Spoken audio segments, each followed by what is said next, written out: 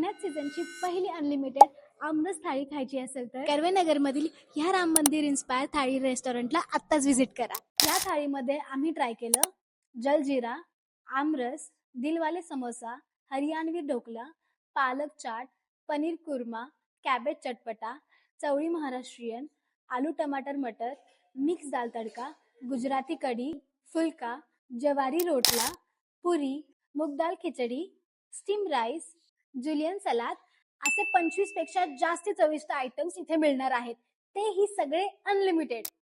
ही संपूर्ण थाळी तर एक नंबर आहेतच, पण मला सगळ्यात जास्त आवडलं म्हणजे ऑफकोर्स आमरस. मी तब्बल एक नाही तर तीन आमरसाच्या वाट्या पिल्या, तरी पण माझं मन भरत नाही.